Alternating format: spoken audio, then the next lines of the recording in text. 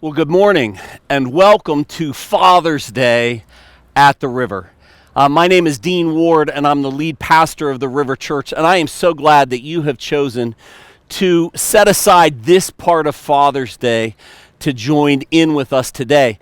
We are filming this service at a very sacred space for myself, for my family here in New Kensington. We are filming in front of the historic YMCA here in downtown New Kensington. The Y has had, I think, 3 different locations during its history here in New Kensington, and this latest space they've been at for several decades.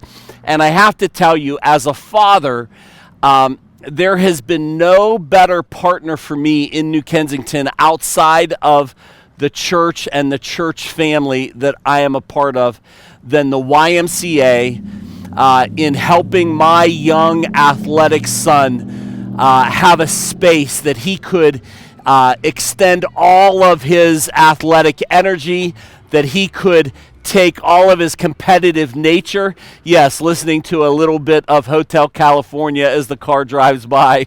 You don't get that everywhere.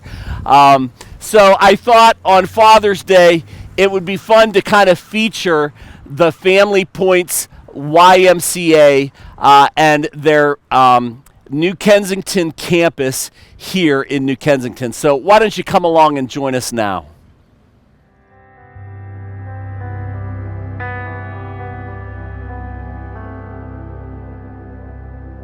Every time I come on, I find grace on repeat. You welcome me with open arms, no matter where I have been. Every time I surrender, every time I fall, I find grace more precious than I did before. So I'm gonna lay my world down here at your feet. Look to the heavens for all I need. I'm gonna sing my heart out, praise on repeat, to the God who's never given up on me. You're the mercy of midnight, you're the kindness of dawn, my hope in every waking hour, and the strength I lean on. Every time it comes to sundown and the night sets in, let my soul remember just how good you've been. And again my heart will sing. I'm gonna lay my world here at your feet. Look to the heavens for all I need. I'm gonna sing my heart out, praise on repeat, to the God who's never given up on me. 'Cause you're the God who's never given up on me.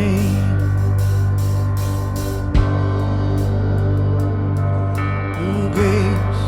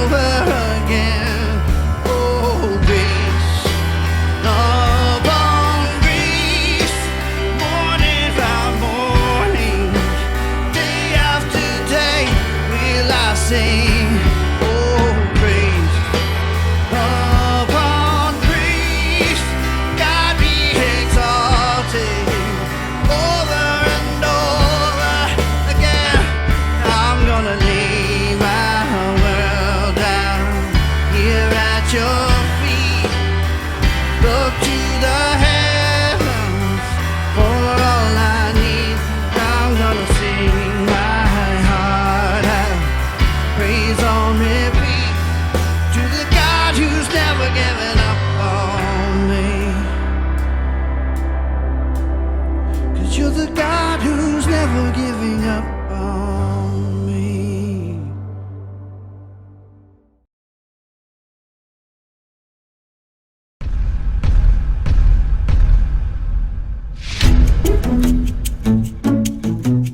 I don't care how late you stay out.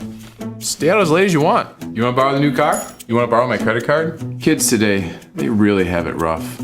I have no idea where we are or where we're going.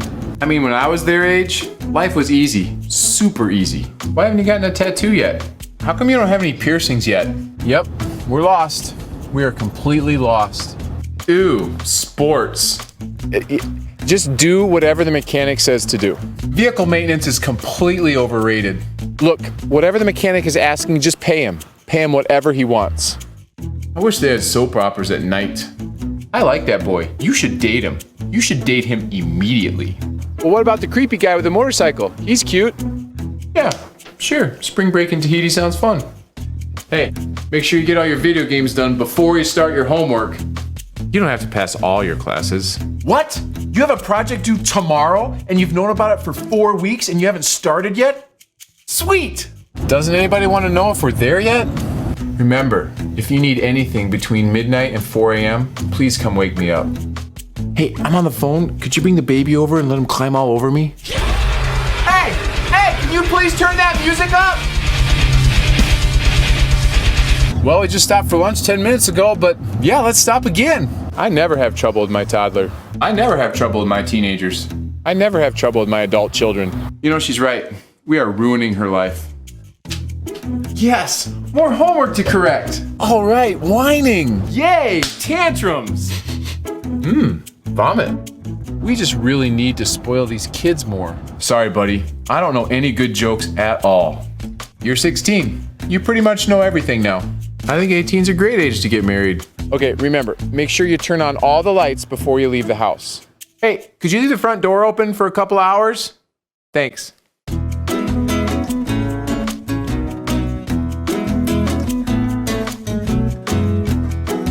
Whoa! Money really does grow on trees.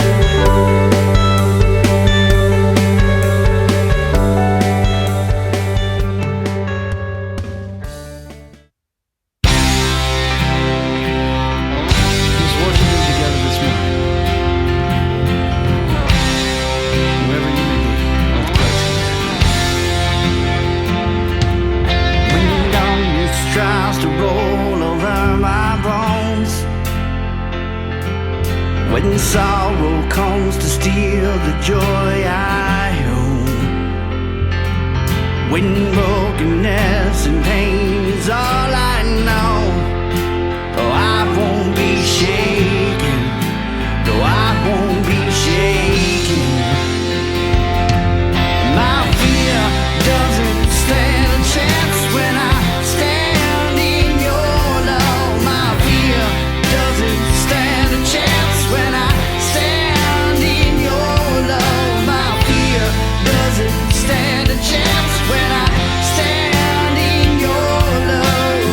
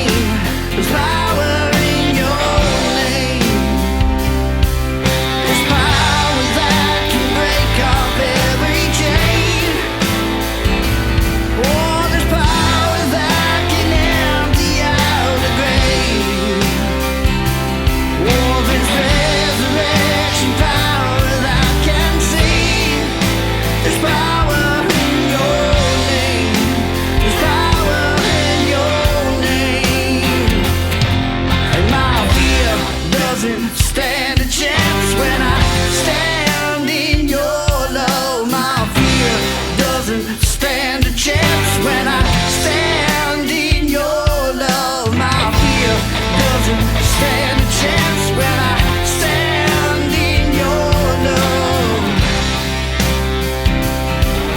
One more time, my fear. And my fear doesn't stand a chance when I stand in your love. My fear doesn't stand a chance when I stand in your love. My fear doesn't stand a chance when I stand in your love.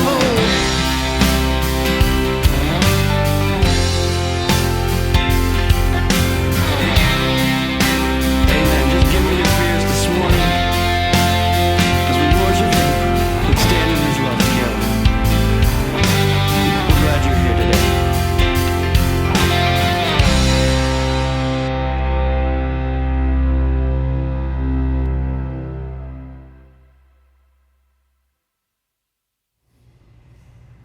I'm thrilled to be filming here today, and perhaps you noticed when I welcomed you outside into this YMCA that I misidentified it.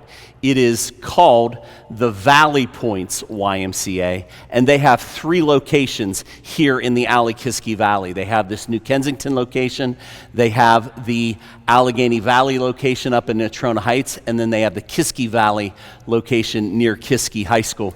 And I wanted to film the first portion of this message in front of this mural in the swimming area in New Kensington, and I'm very appreciative of the swimmers who have agreed to allow me to film this part here, because when I was just a little guy, when I was knee-high to a grasshopper, as some would say, when I was 5, 6 years old, I took swimming lessons at the YMCA in Greensburg, the city I grew up in, and I remember going to the swimming pool there. I would get a ride. Sometimes my aunt and uncle would take me. They would drop me off, and I would walk in with my membership card that was in a Batman plastic wallet. And I felt so mature, so grown up, and I showed that at the fenced-in security gate to let people know that I belonged there for my swimming class, and they allowed me to go into my class. Now, the part of my class where I thought, hey, if I can breathe air into my lungs and breathe, why can't I breathe water into my lungs and breathe? That didn't go so well. But I have very fond memories of the YMCA, and especially as they taught me to swim so long ago. Hey, we are in part 3 of our series of messages, just simply called Thriving. Thriving. What makes a good life?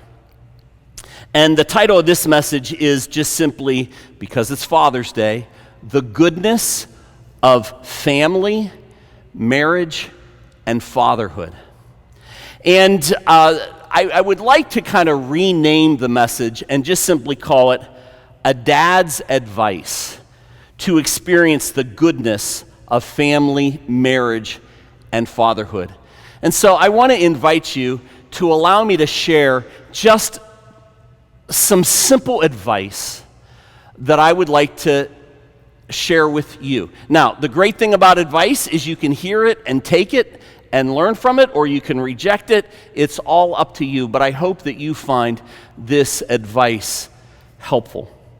So, first of all, to help you, the advice I want to give you to help you experience the goodness of marriage, first of all, my number one piece of advice I give to couples that I'm officiating their wedding, couples that I meet with for counseling, is this. You've heard it before. I will say it early, often, and forever.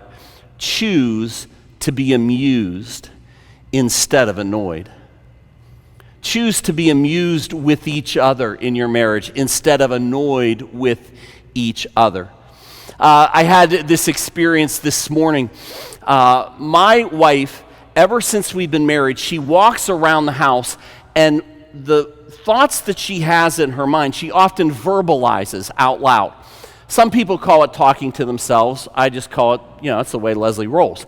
And so one of the things that I've been noticing, though, is that she will intentionally have a conversation with me from the other room and not face me and not raise her voice whatsoever for me to hear. So I can hear words going, and I know I'm supposed to respond to them, but I can't hear them. So inevitably, I have to yell to her to talk louder or go out and just say, I can hear you now. What would you like to say? I've had my hearing checked. It's fine, okay? So this has been happening. I've mentioned it to her a number of times. Hey, when you talk to me, would you please come into the same room or yell loudly, and then I'll be able to hear you. Well, this morning, I kind of reached a breaking point. She was talking 2 rooms over, and I'm like, Leslie, come talk to me in person in the same room if you want me to hear what you're saying. And she didn't take too kindly to my animated tone of voice. And so I ended up getting up and talking to her. I'm like, don't be upset with me. I just can't hear you when I'm in the other room and you're talking from the other room. And she's like, okay. But she was very annoyed.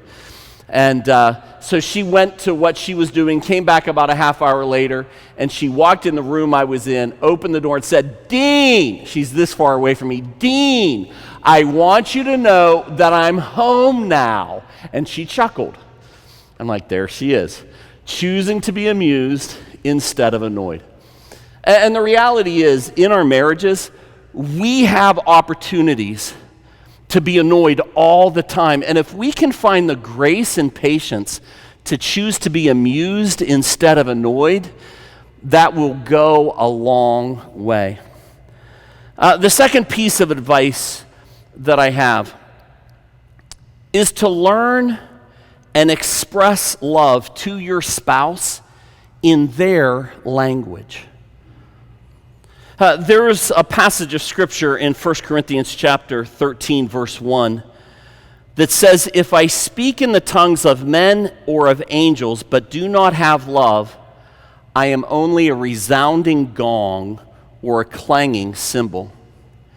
And for the first 5+ years of my marriage, I was a resounding gong and a clanging cymbal when I was trying to express to Leslie how much I loved her, because I was using words and Leslie communicates love through her actions. And when I learned her love language is acts of service, and I learned to serve her and love her by doing things for her, it revolutionized our marriage. Now, this afternoon, she came home and she said, Dean, I want you to know, and she gave me a compliment about something that I had done. And then she kind of smiled and was proud of herself and said, how's that for verbal affirmation? Because that's my love language. And I can't oversell this. Every couple that I do their wedding, every couple that I counsel, every couple that I know, I ask them if they know about the 5 love languages, if they know their spouse's love language and their own, and if they choose to communicate love to them in their language. My wife's love language is acts of service. My love language is verbal affirmation. Now, we share one of the 3rd love languages, and that's just quality time. We love to spend quality time together. A 4th love language is giving and receiving gifts, and a 5th one is physical touch. And your marriage will be stronger as you learn to express love in these languages. Now, I just want to let you know that sometimes it's hard. Sometimes it's hard to say, I love you. Sometimes it's hard to verbalize. We can show it, but sometimes it's hard. So I want to invite you to be amused by this simple video, simply called Hard to Say.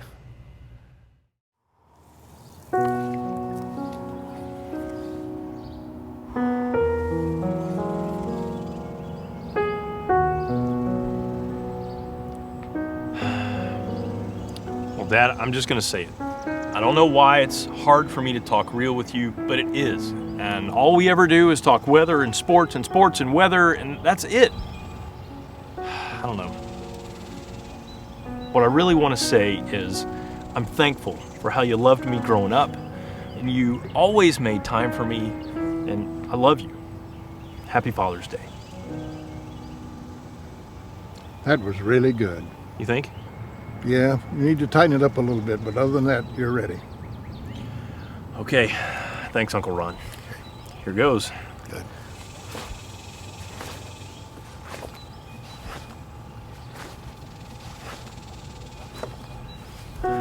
Dad, Son? looks like the clouds are rolling in. Yeah, hope they don't postpone the game tonight.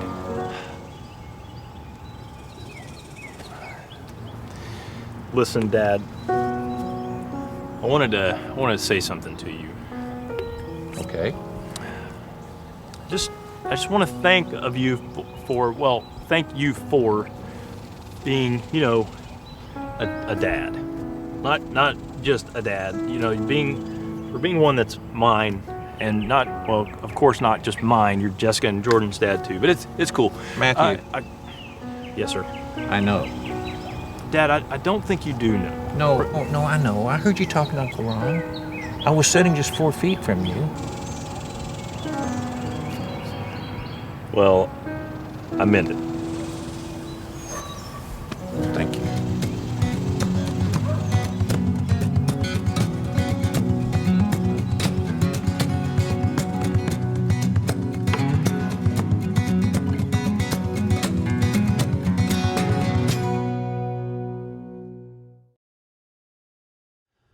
Well, I know that sometimes finding the right words are just hard to say. I hope you enjoyed that video as much as I did. And the book that I was speaking of is just simply The 5 Love Languages by Gary Chapman.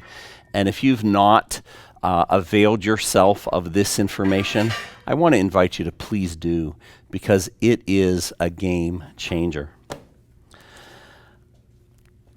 The message today also will just have a lot more advice, a lot more videos, and a little less scripture than we usually have. So I ask that on this Father's Day, you just give me an umbrella of grace when it comes to this message, especially because we love having scripture in our sermons, and there's just not quite as much of it.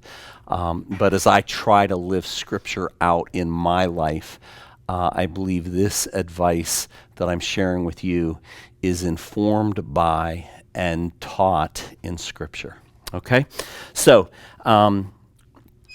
secondly, I want to invite you to experience the goodness of family.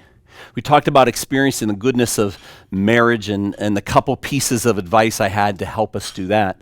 I want to share with you a couple pieces of advice that I think will help each of us experience the goodness of family.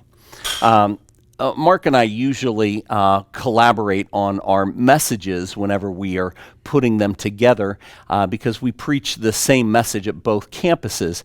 And this week I knew he was planning on being on vacation, so I sent him this text this morning.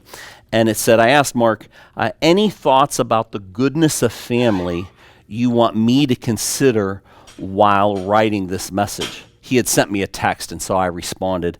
And I said, I don't need you to be working while away with your family. So, I was letting him know, hey, I don't expect you to drop this and work with me, but if you have any thoughts you want to share that you'd like me to consider including in this message, please let me know. And Mark's response was, well, the first thought I had was don't work while you're on vacation with your family. I'm like, well, Mark, you got that one right. So the next piece of advice that I have for you as a dad, as a husband, as a father, so that you and I can both all experience the goodness of family, is don't work when you're on vacation with your family. Basically, I'm saying focus. Focus on your family. Focus on your children. Focus on those relationships in your life because they deserve it. Because kids, they have 5 love languages too. And you can never go wrong experimenting with and trying to express love to them in all 5 of the love languages. But I'm quite certain that one of them they all share is quality time. They want time with you. They want to be with you. They need to spend time with you. So I want to invite you to focus. And one of the ways that we violate this verse is when we choose not to focus on those relationships when we're supposed to be focusing on them. When we're on vacation, the focus needs to be on them, not on our work. So the Apostle Paul reminds us in Ephesians chapter 6, verse 4, fathers, I love how he says this, fathers, do not exasperate your children. Instead, bring them up in the training and instruction of the Lord. I love that statement. That sticks with me. Fathers, do not exasperate your children. And I've always taken pride that I don't exasperate my children. I've always been very proud of myself with this. And then one day, that self-delusional idea I had that I don't exasperate my children came crashing down. One day, the dishwasher had been loaded by my daughter, Abby, and she did it wrong. And so I called her in and I said, honey, I want to show you how you misplace these things that won't help the dishes get as clean as they need to be. I want to show you this. She goes, Dad, every time I load the dishwasher, you bring me in here and tell me I did it wrong. I'm so tired of you telling me that I didn't do it wrong. The truth is, I didn't do it wrong. I just didn't do it your way. And I was like, whoa. I think I have been exasperating my daughter about loading the dishwasher, and I didn't even know it. I was so unaware. And so I started paying attention. And I see how sometimes with my son, I exasperate him when I expect him to do things the way I would have done them, or the way I think in my wisdom as a 55-year-old father how they should be done. And when I lean on him, sometimes I exasperate him unnecessarily. I'm sure if you talk to any of my 4 children, they would be able to list in details the way their dad has violated this scripture and exasperated them. But that's the invitation. The invitation is to not exasperate and to focus on them. And I had to learn a very important lesson. Just because it's not being done my way does not mean it's being done the wrong way. My way does not mean it's the right way or the only way. And this has been a significant opportunity for me to grow. So, first piece of advice with your family is don't work on vacation. Focus on your family when you're on vacation, not work. The second piece of advice that I have for you regarding your family that I try to live by as well is just simply 2 words. Be kind. Be kind to each other. It's so troubling to my soul to see how unkind we are to each other in our families. And not just when we're having a bad day or a bad morning, not just when we skipped our coffee or stubbed our toe, but whenever we have a culture of unkindness in our family, in our home.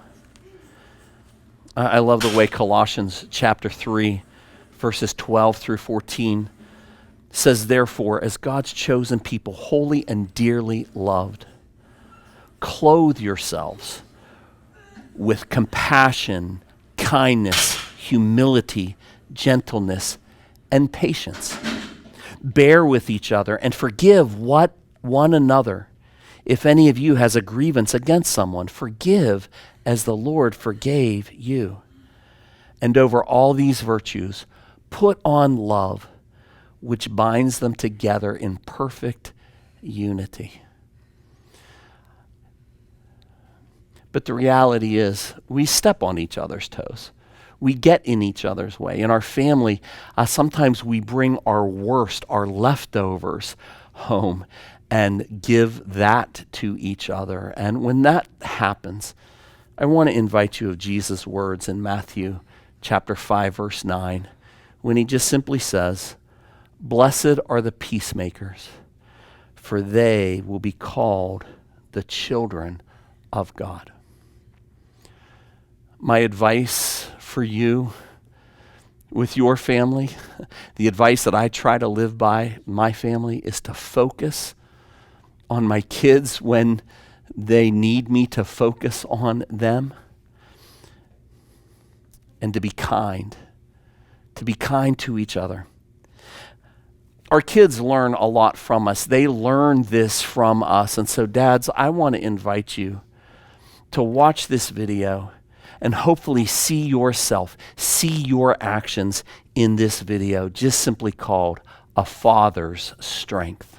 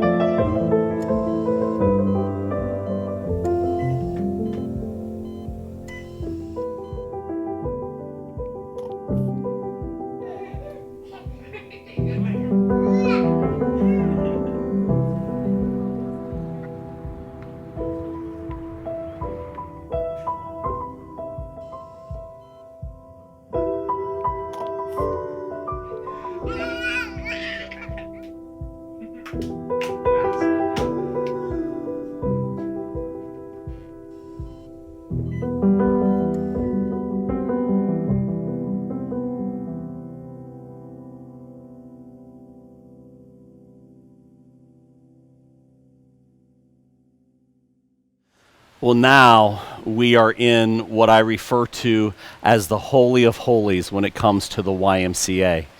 This is the sacred space where Saturday after Saturday, where Monday night after Monday night, I invested time with my kids as they played deck hockey, as they played basketball, as they played dodgeball. This was the space that focused time for my children. And this is the space where so much of my children's competitive and sportsmanship was developed. And I'm so grateful for the YMCA and the investment they have made in my children, and especially in my son's life. I will never be able to thank the Lord enough for that investment. And I love that the YMCA is a Christian organization, Young Men's Christian Association. It is still called that. It is still that. And I think back to the investment of my life that my father made in me through the YMCA. Yes, we had church. Yes, we had other ways that we invested time together. But when I was just a little guy, third, fourth, fifth grade, I became involved through the East Suburban YMCA in Plum in their program that used to be called Indian Guides, and now it's just simply called Y Guides. And that program was focused time every month for my dad and I to get together with other fathers and sons and build that relationship. And so when we look at thriving in our marriage, thriving in our family, and now thriving in our parenting, thriving in fatherhood, I want to invite you to experience the goodness of fatherhood. And I have some advice that I'd like to share with you. Now, I love this verse in Scripture that may seem a little obsolete. It may not seem to be a verse from a book in Scripture that we quote very often. So if you say, well, Pastor Dean didn't get deep and dig really deep in Scripture today, I beg to differ, because I'm quoting a verse from the book of Malachi. Yes, there it is. I mean, even the word itself sounds profoundly deep. Malachi. I want to share with you just a simple verse in the English Standard Version from Malachi chapter 4, verse 6. When it is being described what will happen in the future, it says, and he will turn. And I believe they're talking about a prophet or about God. I haven't been able to do the research to find out specifically when it says, and he will turn, whether it's talking about God or the prophet Elijah. But it says, and he will turn the hearts of the fathers to their children, and the hearts of children to their fathers. And when your heart is turned toward your children and your children's heart is turned toward you, you will thrive. You will thrive. And so I want to help us with just 3 pieces of advice that I believe will help you experience the goodness of fatherhood if you're a father on this Father's Day. First of all, I want to invite you to seek and embrace positive outside influences in the lives of your children. Now, one of the things that you can't tell is that it's stifling hot here. And so I have my handy dandy patriotic red, white, and blue towel that I am going to wipe my brow with, and because it's hard to preach and sweat at the same time.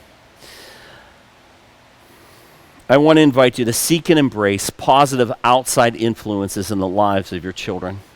And there were 3 of them that I'd like to highlight just now in my own life for my children. These outside influences helped me parent my children better. The first is just simply the River Church. The people at the River Church who gave of their time, effort, and energy to bless my children, to help guide my children, to point my children toward the way of Christ, to teach my children, to look out for my children. I am so grateful. Listen to me. I stayed out of ministry for so long because I've seen what churches can do to the pastor's kids.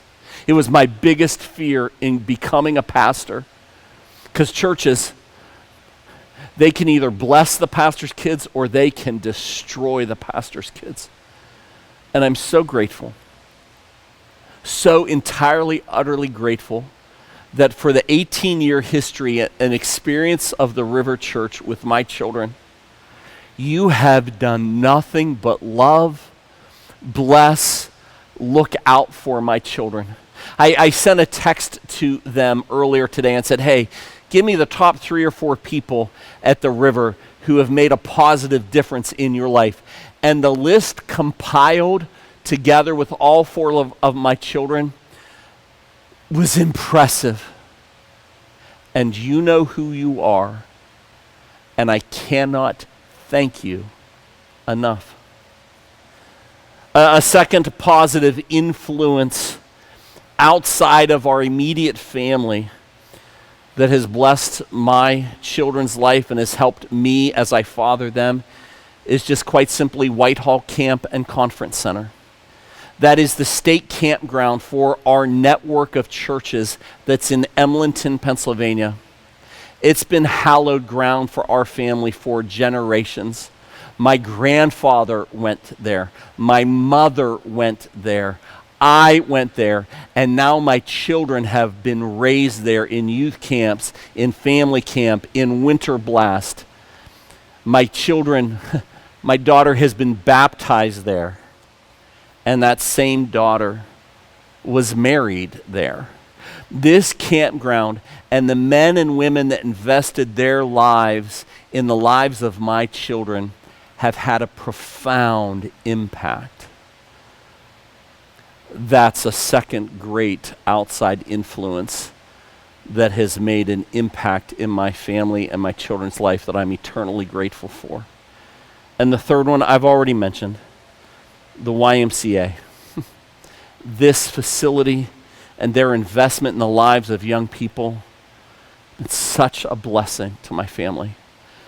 So I want to ask you, what outside influences that are positive, that are wholesome, that are life-giving, that are good, are you exposing your children to?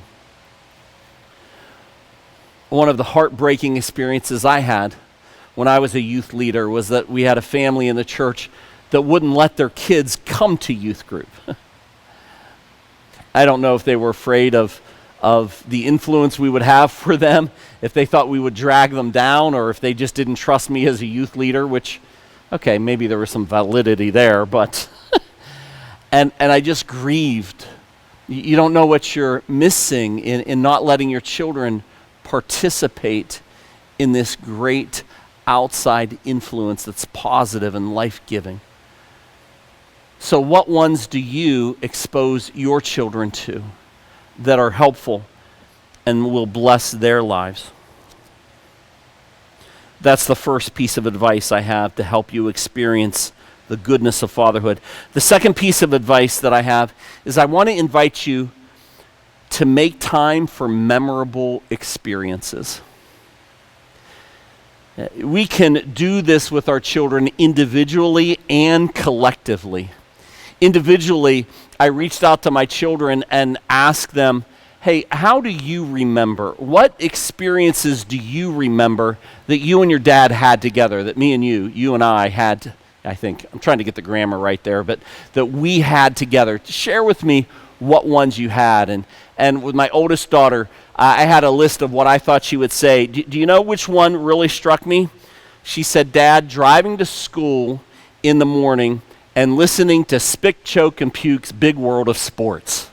Now, if you don't know, a local radio station for decades had 7:30 in the morning. One of the DJs did a kind of a skit on the current sports events going on, and it was called Spit, Choke, and Puke's Big World of Sports.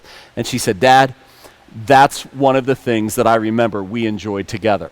Like, well, there you go. Thank you. See, never would have crossed my mind. My second daughter, Abby, I asked her, and she said, Dad, this may not fit the category, but I felt loved when you brought things to school for me that I forgot at home. And boy, did I do that regularly with her. Alex, we would often throw football in the backyard of our house. And he would have to catch 25 balls in a row before we could go in. And we had that time when they were young. And my youngest daughter, Emma Ruby, whenever she was just in elementary school, we would wait for the bus, and she would sit in front of the steering wheel on my lap, and she would look at every button, every knob, every display item, every instrument in the instrument panel, and she would name what each one of those were. And I remember thinking, she's going to do great on her driver's test. So when she went to do her driver's test years later, I did not give her a refresher course. And the testing officer got in the car and said, okay, show me how you turn the headlights on. And she's like, well, they just come on when I start the car at nighttime. And he said, yeah, but how do you control that? Where's the, she goes, I don't know. And I'm like, 8 years ago when you were a child, I told you, can't you remember? Those are just a few silly examples of the way that I spent just time with my kids individually. We did movies together. We did things together. We went on, okay, let's be honest. They tagged along when I had errands to run. That's how a lot of it took place as well. But then we also had experiences, and you can need to have experiences with your children collectively, together. I want to show you a photograph, and you can see here 2 times when we as family and children and my wife, when we were together, experiencing great fun things together. This top picture is of a creek near Parker, PA, near Emlenton, PA, and this creek splits between these 2 boulders that we are sitting in front of, and that was a memorable day that we experienced together as a family. The pyramid that we made at the wintertime in the snow was a memorable experience. Freedom Falls, Panther Springs, the beach, so many places and times when we chose as a father and as a family to spend time together collectively made a lasting difference in their lives. So I want to invite you to make time for memorable experiences, and finally, to help you experience the goodness of fatherhood.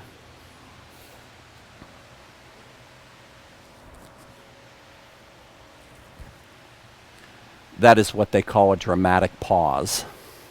I was reeling you in with the silence. Finally, I want to invite you to lead them to Jesus by your example. This week, my daughter found this Bible in our house. It's a very old, authorized King James Version Bible, and it's quite worn. And on the inside cover, which I would love to read, except I don't have my glasses, my grandmother wrote a note to my dad saying, Larry, I hope that you learn to live the example of Jesus that's contained in this book. I want to invite you to lead your children to Jesus by your example, by bringing them to church, not just sending them, but by coming with them to church. And I want to invite you to love their mother, love your wife as Christ loved the church. I hope that your family, that your marriage, and that your fathering, your parenting thrives. We're going to wrap up this Father's Day time together with one final video that when I saw it, I immediately said, I have to share this with each of you. This video celebrates fatherhood in the genre of Eminem in the movie 8 Mile. And I invite you to enjoy this video simply called Dad Battle. God bless you. Have a great day. Happy Father's Day. Gentlemen, welcome to another dad battle. Now, is anybody, and I mean anybody at all, willing to face our champion?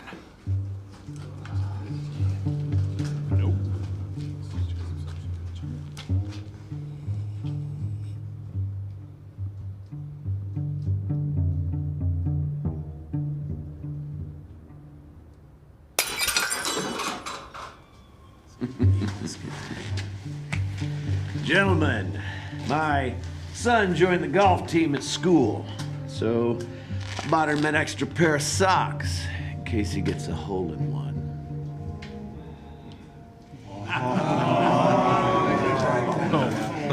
Hole-in-one. His dad jokes are so effortless. See that? That's why he's the champ. That's nothing.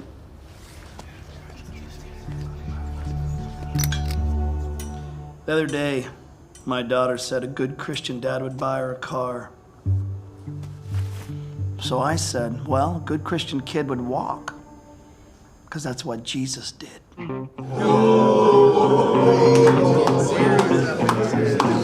Fathers! We have a dad off.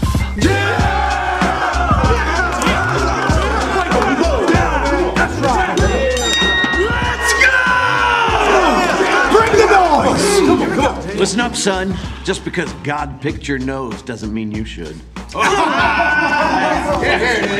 When you start paying the bills, you can make some of the rules.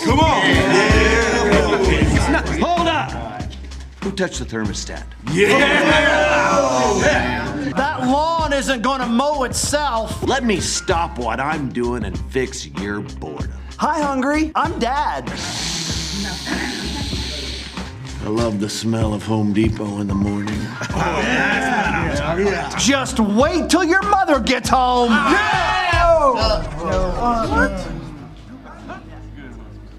Pull my finger. You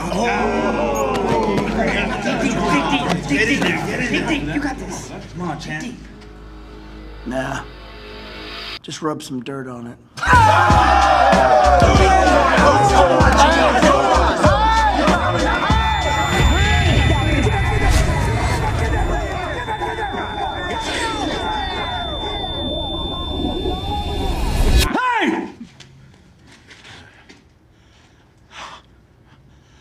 I'm proud of you.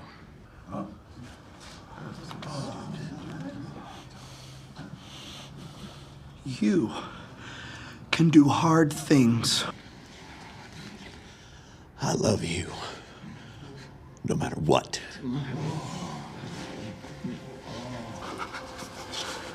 When God made you, He made something very special.